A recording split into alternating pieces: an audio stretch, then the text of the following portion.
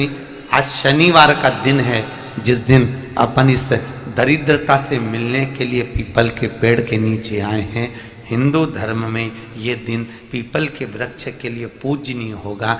जो भी शनिवार के दिन पीपल के वृक्ष की पूजन करेगा, दूध चढ़ाएगा या मिष्ठान का भोग लगाएगा, लक्ष्मी और नारायण उसके घर में प्रवेश कर जाएगा। लक्ष्मी और नारायण उसके घर में प्रवेश करेगा। पुराण की कथा कह रही है कि दुनिया के सारे तीर्थ नहीं जा सकते, पृथ्वी की सारी नदियों में स्नान नहीं कर सकते, पवित्र नदियों में आप स्नान नहीं कर सकते, या किसी भी तीर्थ में जाकर एक रात्रि भी विश्राम नहीं कर सकते, या हमने जिंदगी में कोई दान करा ना करा, कोई पुण्य करा ना करा, कोई सत्कर्म करा ना करा, कोई शास्त्र पढ़ा ना पढ़ा, कोई शास्त्र सुना ना सुना, उसके बाद भी शिव महापुराण की कथा कहती है कि एक दिन में अगर मात्र एक बार भी आप शंकर के शिवालय में प्रवेश कर गए या मंदिर में प्रवेश कर गए तो सारे तीर्थ, सारी नदियां, सारे सरोवर, सारी बावड़ी, सारे तालाब, सारे कुंड के स्नान का पुण्य, दान का पुण्य प्राप्त हो जाता है। केवल शिव तत्व को प्राप्त कर लेने। शिव महापुराण की कथा कह रही है कि घर में जो दिया होता है वो दीपक भी कोई साधारण नहीं होता, उस दीपक की भी महत्वता है, उस दीपक का भी वर्णन है। महाराज एक बात और बहुत अच्छे से सुनिएगा, शायद आपकी जिंदगी को सवार हो, शायद आपके जीवन को सवार हो। मेरी जीजियों, मेरे जीजाओं, मेरी बेटियों, बेटाओं, कभी मौका लगे शंकर भगवान के शिवलिंग के पास में आप बैठे हैं। यहां तक शास्त्र कहता है कि घर में अगर किसी को बहुत तेज बुखार आ गया है, बहुत तेज बुखार, और बच्चा उस बुखार में तप रहा है, बहुत तप रहा है, महाराज तुम जिस दिए में भगवान की आरती उतारते हो, जिस दिए से तुम भगवान की पूजन करते हो, कभी मौका लगा और आप पूजन करने के लिए गए,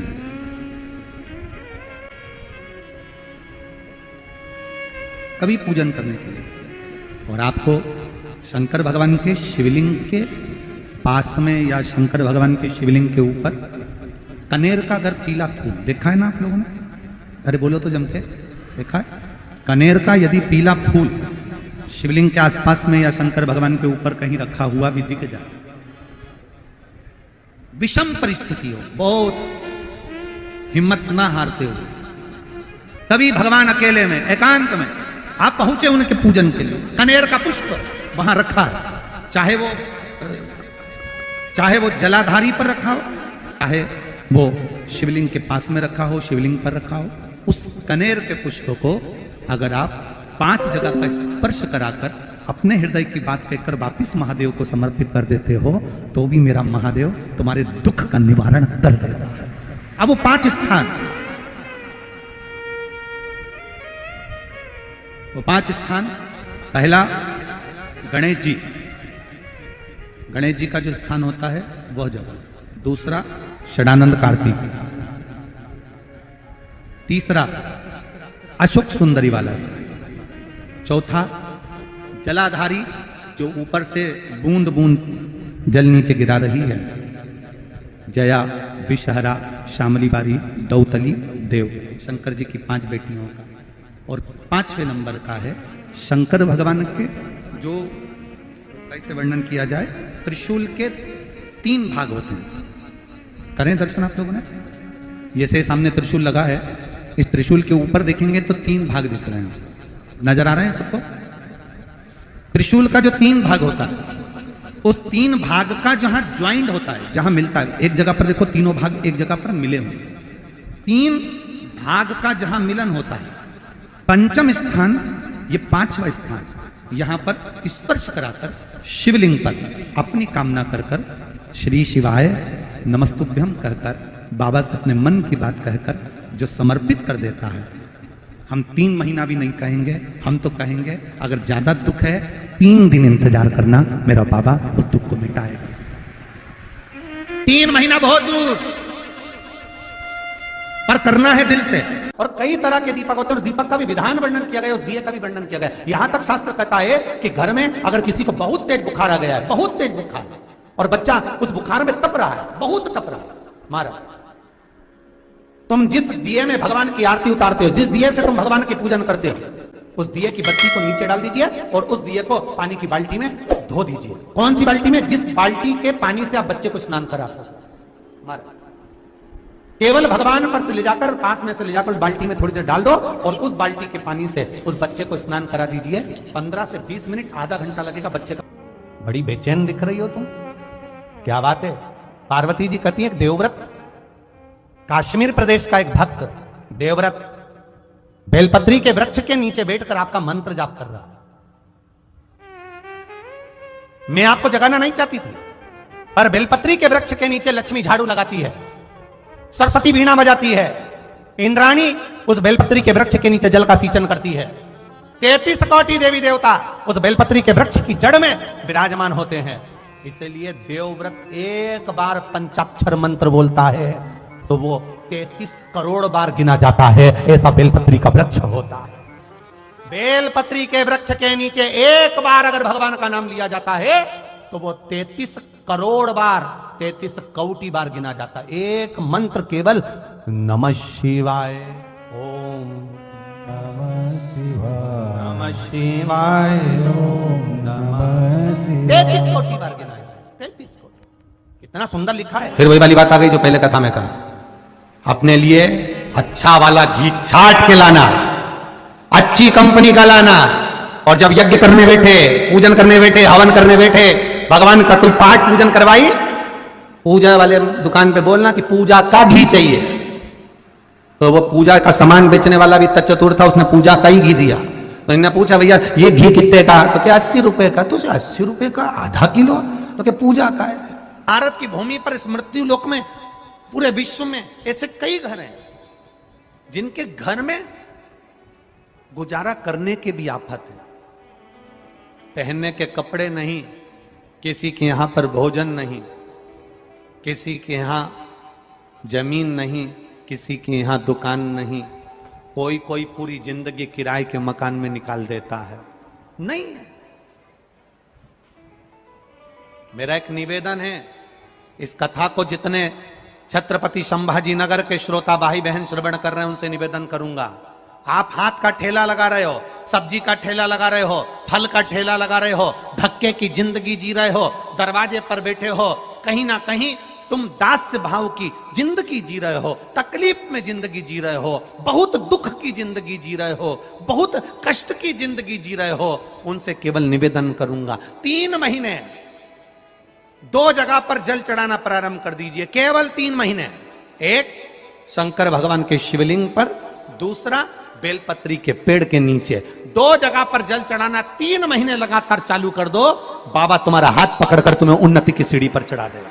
हमें कोई चमत्कार करना नहीं आता, और ना हम कोई तंत्र विद्या या मंत्र विद्या जानते हैं, ना हमारे पास में बेल है, ना हमारे पास में भभूति है, हमारे पास में तो केवल शिव का नाम है। आप श्री शिवाय नमस्तुभ्यम बोलो, ओम नमः शिवाय बोलो, नमः शिवाय बोलो, चाहे महामृत्युंजय मंत्र बोलो, उसका स्मरण करते करते भगवान शंकर के शिवलिंग पर जल, और उसी पात्र में जो जल तुमने शंकर जी को चढ़ाया है उसमें से बचा हुआ थोड़ा सा जल बेलपत्री के पेड़ के नीचे चढ़ाना प्रारंभ कर दो। अलग से बेलपत्री के पेड़ के नीचे चढ़ाने के लिए अलग से लोटा भर के जल जरूरत नहीं पड़ेगी। जो तुमने शिव जी को जल चढ़ाया,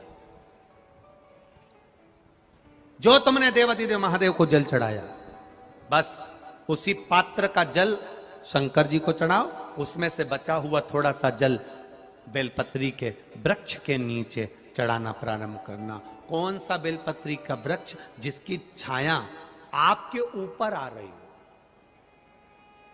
शिव महापुराण बड़ी सुंदर बात कहता है, ध्यान दीजिएगा। जिस बेलपत्री का पौधा तुम्हारे सिर का, और ये दोनों हाथ ऊपर कर लो, अपन खड़े हुए और खड़े होकर दोनों हाथ ऊपर करे, इतना बड़ा बेलपत्री का पौधा है, उस बेलपत्री के पौधे की पत्ती को कभी तोड़कर शंकर जी को नहीं चढ़ाना चाहिए। ध्यान रखना, कितना बड़ा पौधा।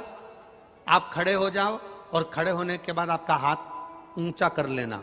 इतना बड़ा पौधा है, उस पौधे की पत्ती बेलपत्री को तोड़कर शंकर भगवान को कभी नहीं चढ़ाना। शंकर भगवान को उस बेलपत्री को, उस वृक्ष की पत्ती को तोड़ना चाहिए जो वृक्ष तुम्हारे हाथ से थोड़ा सा ऊंचा हो, जिसके लिए तुम्हें हाथ और ऊंचा करना पड़ रहा हो।